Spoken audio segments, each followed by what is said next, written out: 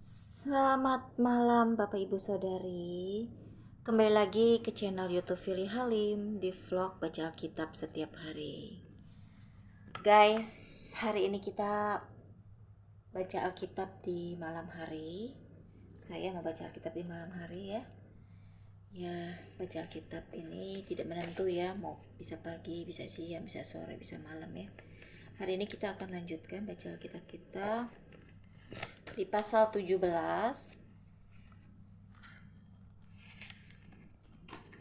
sampai tunggu ya, 4 pasal ya. 17, 18, 19, 20 sampai 20 ya. Dan seperti biasa kita mau berdoa dulu ya sebelum mulai ya. Tuhan, terima kasih Tuhan, sebentar kami mau membaca firman-Mu, dan terima kasih juga Engkau telah memberikan kami semangat untuk terus antusias untuk membaca firman-Mu. Terima kasih Tuhan, haleluya, amin. Bapak Ibu, kita akan baca Alkitabnya ya. Goliat menantang tentara Israel. Di 1 Samuel pasal 17, Goliat menantang tentara Israel. Orang Filistin mengumpulkan tentaranya untuk berperang. Mereka berkumpul di Soko yang di tanah Yehuda dan berkemah antara Soko dan Aseka di Efes Damim. Saul dan orang-orang Israel juga berkumpul dan berkemah di lembah Terbantin. Mereka mengatur barisan perangnya berhadapan dengan orang Filistin. Orang Filistin berdiri di bukit sebelah sini dan orang Israel berdiri di bukit sebelah sana. Dan lembah ada di antara mereka. Lalu tampillah keluar seorang pendekar dari tentara orang Filistin. Namanya Goliat dari Gat, tingginya 6 hasta sejengkal. Ketopong tembaga ada di kepalanya, dan ia memakai baju jirah yang bersisik. Berat baju jirah ini 5.000 sikal tembaga. Dia memakai penutup kaki dari tembaga, dan di bahunya ia memanggul lembing tembaga. Gagang tombaknya seperti pesa tukang tenun, dan mata tombaknya itu 600 sikal besi beratnya. Dan seorang pembawa perisai berjalan di depannya. Ia berdiri dan berseru kepada barisan Israel. Katanya kepada mereka, "Mengapa kamu keluar untuk mengatur barisan perangmu? Bukankah aku seorang Filistin dan kamu adalah hamba Saul? Pilihlah bagimu seorang dan biarlah ia turun mendapatkan daku. Jika ia dapat berperang melawan aku dan mengalahkan aku, maka kami akan menjadi hambamu. Tetapi jika aku dapat mengungguli dia dan mengalahkannya, maka kamu akan menjadi hamba kami dan takluk kepada kami." Pula kata orang Filistin itu, "Aku menantang hari ini barisan Israel. Berikanlah kepadaku seorang supaya kami berperang seorang lawan seorang." Ketika Saul dan segenap orang Israel mendengar perkataan orang Filistin itu, maka cemaslah hati mereka dan sangat ketakutan. Takut. Maaf ya Bapak Ibu ya. Sini. Daud tiba di medan pertempuran. Daud adalah anak seorang dari Efrata, dari Bethlehem Yehuda, yang bernama Isai. Isai mempunyai 8 anak laki-laki. Pada zaman Saul, orang itu telah tua dan lanjut usianya. Ketiga anak Isai yang besar-besar telah pergi berperang mengikuti Saul. Nama ketiga anaknya yang pergi berperang itu ialah Eliab, anak sulung. Anak yang kedua ialah Abinadab, dan anak yang ketiga adalah Syama. Daudlah yang bungsu. Jadi ketiga anak yang besar-besar itu pergi mengikuti Saul. Tetapi Daud selalu pulang daripada Saul untuk mengembalakan domba ayahnya di Bethlehem. Orang Filistin itu maju mendekat pada pagi hari dan pada petang hari. Demikianlah ia tampil ke depan 40 hari lamanya. Isai berkata kepada Daud anaknya, ambillah untuk kakak-kakakmu bertih gandum ini seeva dan roti yang 10 ini. Bawalah cepat-cepat ke perkemahan kepada kakak-kakakmu. Dan baiklah sampaikan keju yang 10 ini kepada kepala pasukan 1000. Tengoklah apakah kakak-kakakmu selamat, dan bawalah pulang suatu tanda dari mereka. Saul dan mereka itu dan semua orang Israel ada di lembah Terbantin, tengah berperang melawan orang Filistin. Lalu Daud bangun pagi-pagi, ditinggalkannya lah kambing dombanya pada seorang penjaga, lalu mengangkat muatan dan pergi seperti yang diperintahkan Isai kepadanya. Sampailah ia ke perkemahan ketika tentara keluar untuk mengatur barisannya dan mengangkat sorak perang dan mengangkat sorak perang. Orang Israel dan orang Filistin itu mengatur barisannya, barisan berhadapan dengan barisan. Lalu Daud menurunkan barang-barangnya dan meninggalkannya di tangan penjaga barang-barang tentara. Berlari-larilah Daud ke tempat barisan. Sesampai di sana bertanyalah ia kepada kakak-kakaknya, apakah mereka selamat? Sedang ia berbicara dengan mereka, tampillah maju pendekar itu, namanya Goliat, orang Filistin dari Gad. Dari barisan orang Filistin, ia mengucapkan kata-kata yang tadi juga, dan Daud mendengarnya. Ketika semua orang Israel melihat orang itu, larilah mereka daripadanya dengan sangat ketakutan. Berkatalah orang-orang Israel itu, sudahkah kamu lihat orang yang maju itu? Sesungguhnya ia maju untuk mencemoohkan orang Israel. Orang yang mengalahkan dia akan dianugerahi raja kekayaan yang besar. Raja akan memberikan anaknya yang perempuan kepadanya, dan kaum keluarganya akan dibebaskannya dari pajak di Israel. Lalu berkatalah Daud kepada orang-orang yang berdiri di dekatnya, apakah yang akan dilakukan kepada orang yang mengalahkan orang Filistin itu dan yang menghindarkan cemooh dari Israel? Siapakah orang Filistin yang tak bersunat ini, sampai ia berani mencemoohkan barisan daripada Allah yang hidup? Rakyat itu pun menjawabnya dengan perkataan tadi, begitulah akan dilakukan kepada orang yang mengalahkan dia. Ketika Eliab kakaknya yang tertua mendengar perkataan Daud kepada orang-orang itu, bangkitlah amarah Eliab kepada Daud sambil berkata, mengapa engkau datang? Dan pada siapakah kau tinggalkan kambing domba yang 2-3 ekor itu di padang gurun? Aku kenal sifat pemberanimu dan kejahatan hatimu. Engkau datang kemari dengan maksud melihat pertempuran. Tetapi jawab Daud, apa yang telah kuperbuat? Hanya bertanya saja. Lalu berpalinglah ia daripadanya kepada orang lain dan menanyakan yang sama. Dan rakyat memberi jawab kepadanya seperti tadi. Terdengarlah kepada orang perkataan yang diucapkan oleh Daud. Lalu diberitahukanlah kepada Saul, dan Saul menyuruh memanggil dia. Berkatalah Daud kepada Saul, janganlah seseorang menjadi tawar hati karena dia. Hambamu ini akan pergi melawan orang Filistin itu. Tetapi Saul berkata kepada Daud, tidak mungkin engkau dapat menghadapi orang Filistin itu untuk melawan dia, sebab engkau masih muda, sedang dia sejak dari masa mudanya telah menjadi prajurit. Tetapi Daud berkata kepada Saul, hambamu ini biasa menggembalakan kambing domba ayahnya. Apabila datang singa atau beruang yang menerkam seekor domba dari kawanannya, maka aku menghajarnya dan melepaskan domba itu dari mulutnya. Kemudian apabila ia berdiri menyerang aku, maka aku menangkap janggutnya, lalu menghajarnya dan membunuhnya. Baik singa maupun beruang telah dihajar oleh hambamu ini. Dan orang Filistin yang tidak bersunat itu, ia akan sama seperti salah satu daripada binatang itu, karena ia telah mencemooh barisan daripada Allah yang hidup. Pula kata Daud,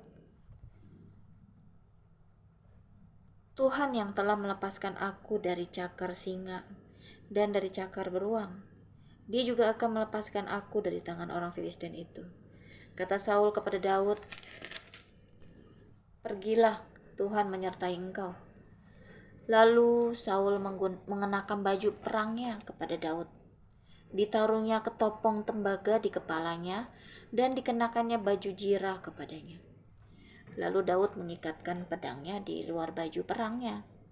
Kemudian ia berikhtiar berjalan, sebab belum pernah dicobanya. Maka berkatalah Daud kepada Saul, aku tidak dapat berjalan dengan memakai ini, sebab belum pernah aku mencobanya. Kemudian ia menanggalkannya. Perkelahian Daud dengan Goliat.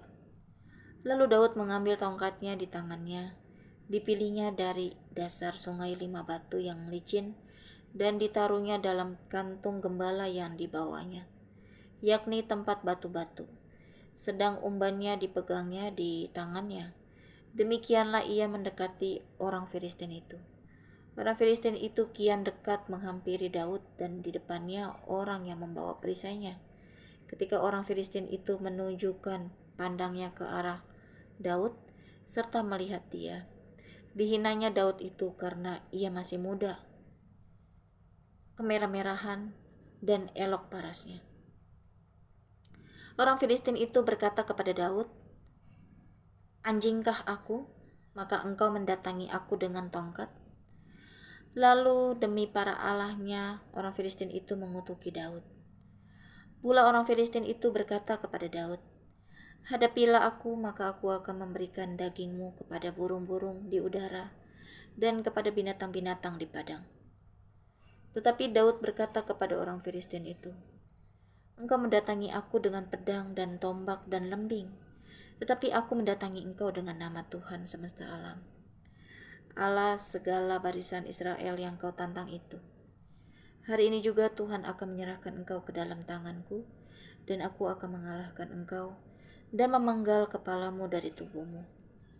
Hari ini juga aku akan memberikan mayatmu dan mayat tentara orang Filistin kepada burung-burung di udara dan kepada binatang-binatang liar, supaya seluruh bumi tahu bahwa Israel mempunyai Allah, dan supaya segenap jemaah ini tahu bahwa Tuhan menyelamatkan bukan dengan pedang dan bukan dengan lembing, sebab di tangan Tuhanlah pertempuran, dan ia pun menyerahkan kamu ke dalam tangan kami.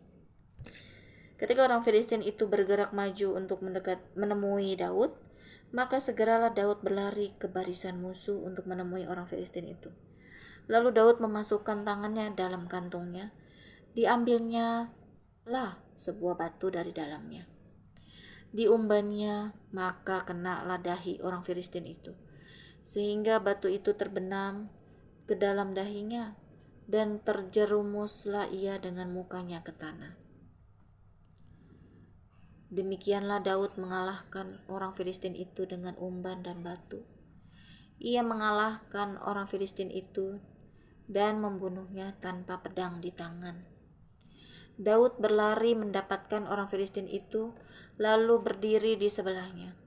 Diambilnyalah pedangnya, dihunusnya dari sarungnya, lalu menghabisi dia. Dipancungnyalah kepalanya dengan pedang itu. Ketika orang-orang Filistin melihat bahwa pahlawan mereka telah mati, maka larilah mereka.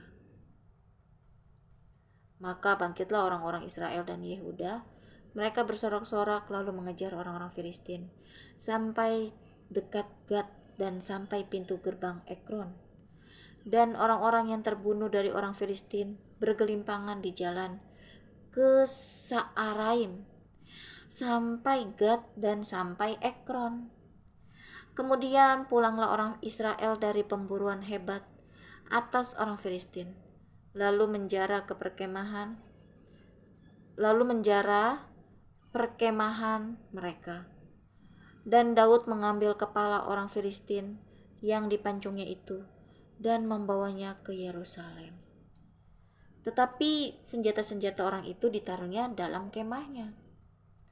Ketika Saul melihat Daud pergi, menemui orang Filistin itu, berkatalah ia kepada Abner, panglima tentaranya. Anak siapakah orang muda itu, Abner? Jawab Abner, demi tuanku hidup ya raja, sesungguhnya aku tidak tahu. Kemudian raja berkata, tanyakanlah anak siapakah orang muda itu. Ketika Daud kembali sesudah mengalahkan orang Filistin itu, maka Abner memanggilnya dan membawanya menghadap Saul. Sedang kepala orang Filistin itu masih ada di tangannya. Kata Saul kepadanya, anak siapakah engkau ya orang muda? Jawab Daud, anak hamba tuanku Isai, orang Betlehem itu. Pasal 18.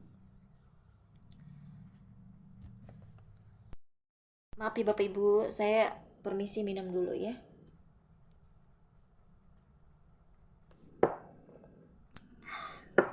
Seger ya. Pasal 18, Daud dan Yonatan ya.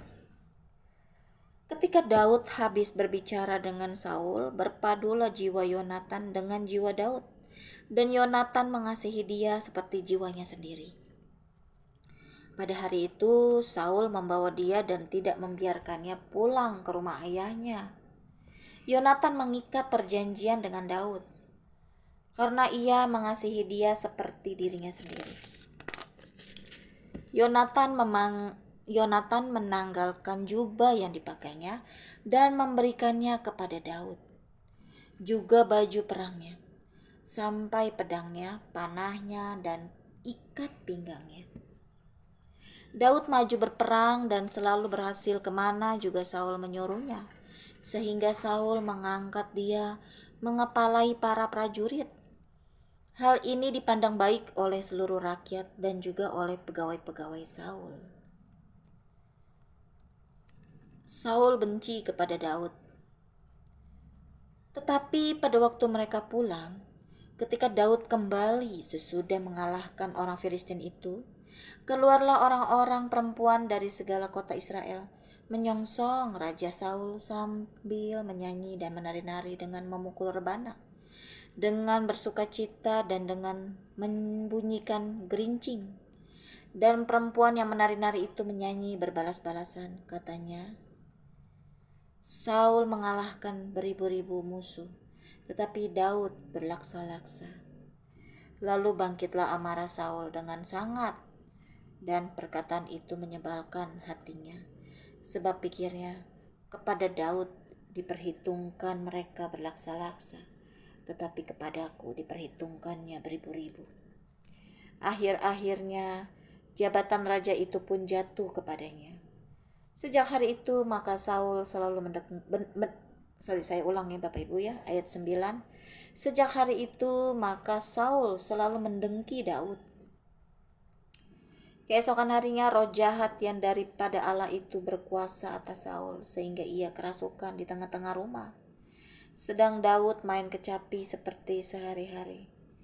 Adapun Saul ada tombak di tangannya.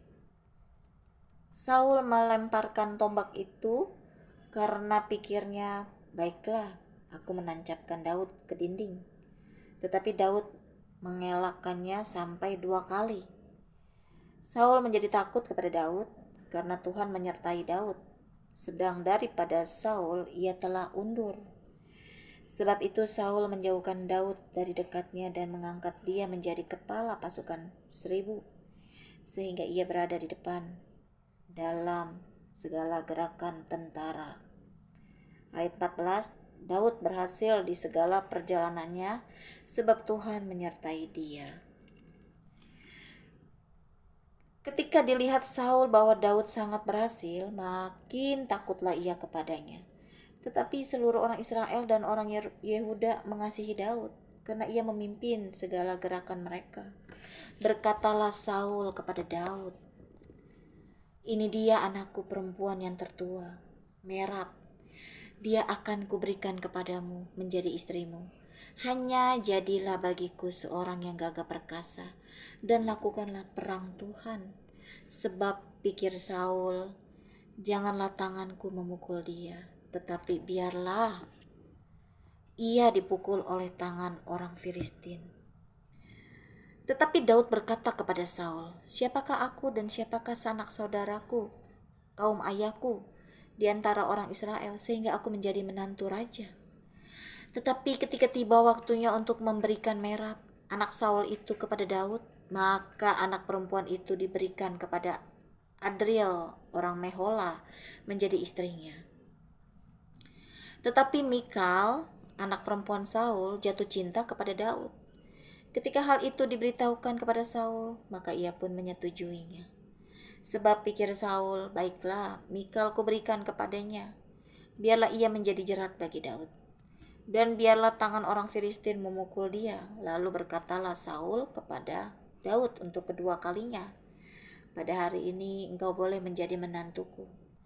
Ayat 22-nya, lagi Saul memerintahkan kepada para pegawainya, "Katakanlah kepada Daud dengan diam-diam demikian, sesungguhnya raja suka kepadamu dan para pegawainya mengasihi engkau.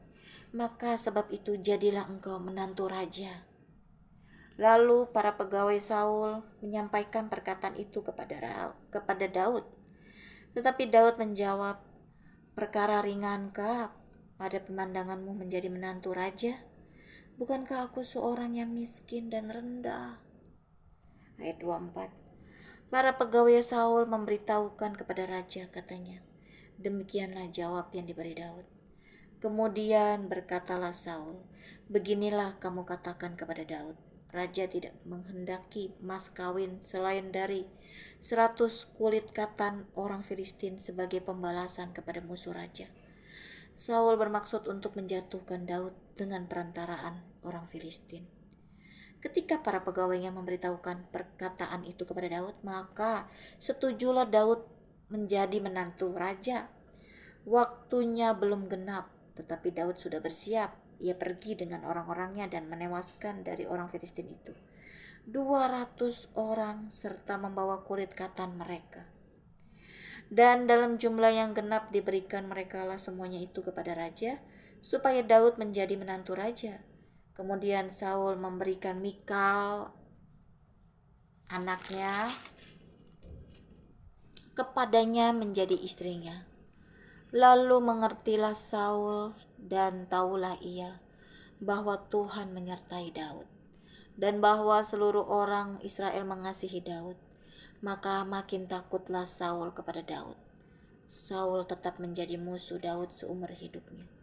Apabila raja-raja orang Filistin maju berperang, setiap kali mereka maju berperang, maka Daud lebih berhasil dari semua pengawal Saul, sehingga namanya sangat masyhur. Pasal 19, Daud melarikan diri karena Saul menyerang dia kembali.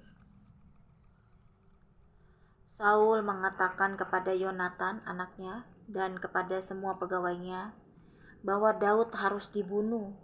Tetapi Yonatan anak Saul sangat suka kepada Daud. Sehingga Yonatan memberitahukan kepada Daud, "Ayahku Saul berikhtiar untuk membunuh engkau. Oleh sebab itu, hati-hatilah besok pagi. Duduklah di suatu tempat perlindungan dan bersembunyilah di sana." Ini kok gelap ya. "Aku akan keluar dan berdiri di sisi ayahku di padang tempatmu itu. Maka aku akan berbicara dengan ayahku perihalmu. Aku akan melihat bagaimana keadaannya, lalu memberitahukannya kepadamu." Lalu Yonatan mengatakan yang baik tentang Daud kepada Saul ayahnya. Katanya, "Janganlah raja berbuat dosa terhadap Daud, hambanya, sebab ia tidak berbuat dosa terhadapmu. Bukankah apa yang diperbuatnya sangat baik bagimu? Ia telah mempertaruhkan nyawanya dan telah mengalahkan orang Filistin itu, dan Tuhan telah memberikan kemenangan yang besar kepada seluruh Israel. Engkau sudah melihatnya dan bersuka cita karenanya. Mengapa engkau hendak berbuat dosa terhadap darah orang yang tidak bersalah dengan membunuh Daud tanpa alasan?" Ayat 6. Saul mendengarkan perkataan Yonatan dan Saul bersumpah, "Demi Tuhan yang hidup, ia tidak akan dibunuh." Lalu Yonatan memanggil Daud dan Yonatan memberitahukan kepadanya segala perkataan itu.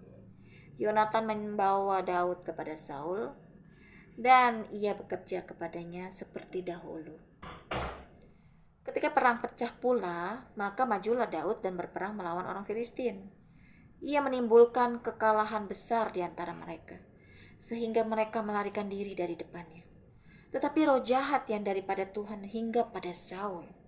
Ketika ia duduk di rumahnya dengan tombaknya di tangannya dan Daud sedang main kecapi, lalu Saul berikhtiar menancapkan Daud ke dinding dengan tombaknya. Tetapi Daud mengelakkan tikaman Saul, sehingga Saul mengenai dinding dengan tombak itu. Sesudah itu Daud melarikan diri dan luputlah ia pada malam itu. Kemudian Saul mengirim orang-orang suruhan ke rumah Daud untuk mengamat-ngamatinya dan untuk membunuh dia pada waktu pagi. Tetapi Mikal, istri Daud, memberitahukan kepadanya demikian, "Jika engkau tidak dapat meluputkan dirimu malam ini, maka besok engkau akan dibunuh." Lalu Mikal menurunkan Daud dari jendela. Ia pergi melarikan diri dan luputlah ia. Sesudah itu Mikal mengambil terafim dan menaruhnya di tempat tidur. Ditaruhnya sehelai tenunan bulu kambing di bagian kepala dan ditutupinya dengan selimut. Lalu Saul mengirim orang-orang suruhan untuk mengambil Daud. Tetapi perempuan itu berkata, "Ia sakit." Sesudah itu Saul mengirim orang-orang suruhan itu untuk melihat Daud, katanya, "Bawalah dia di atas tempat tidur itu kemari, supaya ia dibunuh." Lalu masuklah para suruhan itu ke dalam. Dan tampaklah ada terafim di tempat tidur dengan sehelai tenunan bulu kambing di bagian kepala. Berkatalah Saul kepada Mikal, "Mengapa engkau menipu aku demikian itu dan melepas musuhku pergi sehingga ia luput?" Tetapi jawab Mikal kepada Saul, "Ia berkata kepadaku, 'Biarkanlah aku pergi. Apa perlunya aku membunuh engkau?'" Setelah Daud melarikan diri dan luput, sampailah ia kepada Samuel di Rama dan memberitahukan kepadanya segala yang dilakukan Saul kepadanya. Kemudian pergilah ia bersama-sama dengan Samuel dan tinggallah mereka di Nayot. Ketika diberitahukan kepada Saul demikian, ketahuilah Daud ada di Nayot dekat Rama. Maka Saul mengirim orang-orang suruhan untuk mengambil Daud. Tetapi orang-orang ini melihat sekumpulan nabi kepenuhan dengan dikepalai oleh Samuel. Dan roh Allah hinggap kepada orang-orang suruhan Saul, sehingga mereka pun kepenuhan seperti nabi. Lalu hal itu diberitahukan kepada Saul, ia mengirim orang-orang suruhan yang lain, tetapi orang-orang itu pun juga kepenuhan seperti nabi. Saul mengirim sekali lagi orang-orang suruhan. Rombongan yang ketiga dan orang-orang ini pun juga kepenuhan. Lalu ia sendiri pergi ke Rama. Sesampainya di dekat perigi besar yang di Seku, bertanyalah ia, katanya, "Di mana Samuel dan Daud?" Jawab orang, "Ada di Nayot dekat Rama." Lalu pergilah ia ke sana ke Nayot dekat Rama, dan pada dia pun hinggaplah roh Allah, dan selama ia melanjutkan perjalanannya ia kepenuhan seperti nabi, sehingga ia sampai ke Nayot dekat Rama. Ia pun menanggalkan pakaiannya dan ia pun juga kepenuhan di depan Samuel. Ia rebah, terhantar dengan telanjang sehari-harian dan semalam-malaman itu. Itulah sebabnya orang berkata, apakah juga Saul termasuk golongan nabi? Pasal 20, perjanjian antara Daud dan Yonatan. Maaf ya Bapak Ibu, saya minum dulu ya sebentar ya, biar gak kering tenggorokannya.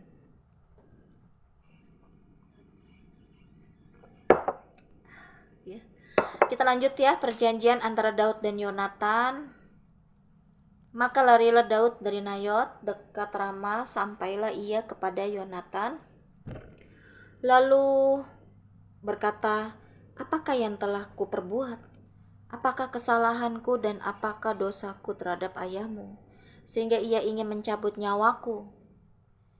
Tetapi Yonatan berkata kepadanya, "Jauhlah yang demikian itu. Engkau tidak akan mati dibunuh. Ingatlah, ayahku tidak berbuat sesuatu, baik perkara besar maupun perkara kecil, dengan tidak menyatakannya kepadaku. Mengapa ayahku harus menyembunyikan perkara ini kepadaku? Tidak mungkin." Tetapi Daud menjawab, katanya, "Ayahmu tahu benar bahwa engkau suka kepadaku. Sebab itu pikirnya tidak boleh Yonatan mengetahui hal ini. Nanti ia bersusah hati. Namun demi Tuhan yang hidup dan demi hidupmu, hanya satu langkah jaraknya antara aku dan maut." Yonatan berkata kepada Daud, "Apapun kehendak hatimu, aku akan melakukannya bagimu." Lalu kata Daud kepada Yonatan, "Kau tahu besok bulan baru, maka sebenarnya aku harus duduk makan bersama-sama dengan raja. Jika engkau membiarkan aku pergi, maka aku akan bersembunyi di padang sampai lusa petang. Apabila ayahmu menanyakan aku, haruslah kau katakan, Daud telah meminta dengan sangat kepadaku untuk pergi dengan segera ke Betlehem, kotanya, karena di sana ada upacara pengorbanan tahunan bagi segenap kaumnya. Jika begini dikatakannya, baiklah, maka hambamu ini selamat. Tetapi jika amarahnya bangkit dengan segera, ketahuilah bahwa ia telah mengambil keputusan untuk mendatangkan celaka. Jika demikian, tunjukkanlah kesetiaanmu kepada hambamu ini, sebab engkau telah mengikat perjanjian di hadapan Tuhan dengan hambamu ini. Tetapi jika ada kesalahan padaku, engkau sendirilah membunuh aku. Mengapa engkau harus menyerahkan aku kepada ayahmu?" Tetapi jawab Yonatan, "Jauhlah yang demikian itu. Sebab jika ku ketahui dengan pasti bahwa ayahku telah mengambil keputusan untuk mendatangkan celaka kepadamu, masakan aku tidak memberitahukannya kepadamu?" Lalu bertanyalah Daud kepada Yonatan, "Siapakah yang akan memberitahukan kepadaku apabila ayahmu menjawab engkau dengan keras?" Kata Yonatan kepada Daud, "Marilah kita keluar ke padang." Maka keluarlah keduanya ke padang. Lalu berkatalah Yonatan kepada Daud, "Demi Tuhan Allah Israel, besok atau lusa kira-kira waktu ini, aku akan memeriksa perasaan ayahku. Apabila baik keadaannya, baik Daud, masakan aku tidak akan menyuruh orang kepadamu dan memberitahukannya kepadamu? Tetapi apabila ayahku memandang baik untuk mendatangkan celaka kepadamu, beginilah kiranya Tuhan menghukum Yonatan, bahkan lebih lagi daripada itu, sekiranya aku tidak menyatakannya kepadamu dan membiarkan engkau pergi, sehingga engkau dapat berjalan dengan selamat. Tuhan kiranya menyertai engkau seperti ia menyertai ayahku dahulu. Jika aku masih hidup, bukankah engkau akan menunjukkan kepadaku kasih setia Tuhan? Tetapi jika aku sudah mati, janganlah engkau memutuskan kasih setiamu terhadap keturunanku sampai selamanya. Dan apabila Tuhan melenyapkan setiap orang dari musuh Daud dari muka bumi, janganlah nama Yonatan terhapus dari keturunan Daud, melainkan kiranya Tuhan menuntut balas daripada musuh-musuh Daud." Dan Yonatan menyuruh Daud sekali lagi, bersumpah demi kasihnya kepadanya, sebab ia mengasihi Daud seperti dirinya sendiri. Kemudian berkatalah Yonatan kepadanya, "Besok bulan baru, maka engkau nanti akan ditanyakan, sebab tempat dudukmu akan tinggal kosong. Tetapi lusa engkau pasti akan dicari. Engkau harus datang ke tempat engkau bersembunyi pada hari peristiwa itu, dan duduklah dekat bukit batu. Maka aku akan memanahkan 3 anak panah ke samping batu itu, seolah-olah aku membidik suatu sasaran. Dan ketahuilah, aku akan menyuruh bujangku, pergilah mencari anak-anak panah itu. Jika tegas kukatakan kepada bujang itu, lihat anak-anak panah itu lebih kemari, ambillah, maka datanglah, sebab demi Tuhan yang hidup engkau selamat dan tidak ada bahaya apa-apa. Tetapi jika begini kukatakan kepada orang muda itu, lihat anak-anak panah itu lebih ke sana, maka pergilah sebab Tuhan menyuruh engkau pergi. Tentang hal yang kita janjikan itu, antara aku dan engkau sesungguhnya Tuhan ada di antara aku dan engkau sampai selamanya. Sesudah itu bersembunyilah Daud di padang. Ketika bulan baru tiba, duduklah raja pada meja untuk makan. Raja duduk di tempatnya seperti biasa, dekat dinding. Yonatan berhadapan dengan dia. Abner duduk di sisi Saul, tetapi tempat Daud tinggal kosong. Dan Saul tidak berkata apa-apa pada hari itu, sebab pikirnya barangkali ada sesuatu yang terjadi kepadanya. Mungkin ia tidak tahir. Ya, tentu ia tidak tahir. Tetapi pada hari sesudah bulan baru itu, pada hari yang kedua ketika tempat Daud masih tinggal kosong, bertanyalah Saul kepada Yonatan anaknya, "Mengapa anak Isai tidak datang makan, baik kemarin maupun hari ini?" Jawab Yonatan kepada Saul, "Daud telah meminta dengan sangat kepadaku untuk pergi ke Betlehem. Katanya, biarkanlah aku pergi sebab ada upacara pengorbanan bagi kaum kami di kota. Dan saudara-saudaraku sendirilah yang memanggil aku. Oleh sebab itu, jika engkau mengasihi aku, berilah izin kepadaku untuk menengok saudara-saudaraku." Itulah sebabnya ia tidak datang ke perjamuan raja. Lalu bangkitlah amarah Saul kepada Yonatan, katanya kepadanya, "Anak sundal yang kurang ajar, bukankah aku tahu bahwa engkau telah memilih pihak anak Isai, dan itu noda bagi kau sendiri dan bagi perut ibumu? Sebab sesungguhnya selama anak Isai itu hidup di muka bumi, engkau dan kerajaanmu tidak akan kokoh. Dan sekarang suruhlah orang memanggil dan membawa dia kepadaku, sebab ia harus mati." Tetapi Yonatan menjawab Saul, ayahnya itu, katanya kepadanya, "Mengapa ia harus dibunuh? Apa yang dilakukannya?" Lalu Saul melemparkan tombaknya kepada Yonatan untuk membunuhnya. Maka tahulah Yonatan bahwa ayahnya telah mengambil keputusan untuk membunuh Daud. Sebab itu Yonatan bangkit dan meninggalkan perjamuan itu dengan kemarahan yang bernyala-nyala. Pada hari yang kedua bulan baru itu, ia tidak makan apa-apa, sebab ia bersusah hati karena Daud, sebab ayahnya telah menghina Daud.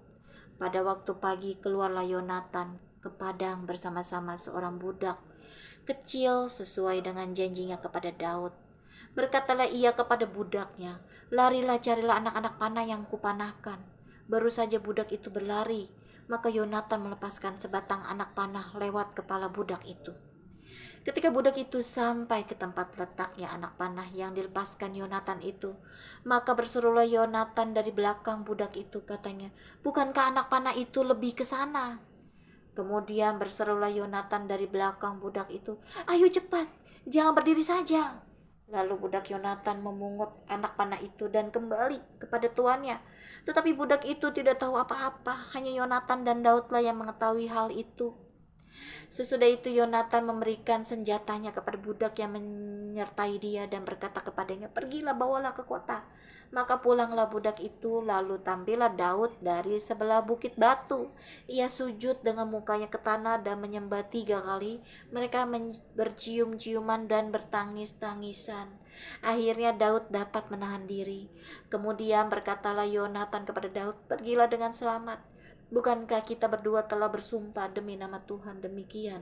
Tuhan akan ada di antara aku dan engkau serta di antara keturunanku dan keturunanmu sampai selamanya." Setelah itu bangunlah Daud dan pergi, dan Yonatan pun pulang ke kota. Amin ya Bapak Ibu Saudari. Kita sudah selesai baca sampai pasal 20. Tadi kan 17, 18, 19, 20 ya, 4 pasal. Besok kita akan lanjutkan baca Alkitabnya. Kita akan tutup dalam doa. Tuhan, terima kasih buat firman-Mu ini Tuhan Yesus. Biarlah ini menjadi ketenangan dan memberikan hati yang semakin selalu berharap kepadamu dan semakin dekat kepadamu dan mengandalkan Engkau dan berserah kepadamu di dalam segala hal Tuhan, di dalam hidup perkara-perkara kami. Terima kasih Tuhan, berkati kami Tuhan dari firman-Mu ini agar kami menjadi semakin intim kepadamu, semakin memiliki karakter-Mu Tuhan di dalam hidup kami. Ampuni kami Tuhan apabila kami belum memiliki karakter-Mu di dalam hidup kami. Terima kasih Tuhan. Haleluya. Amin.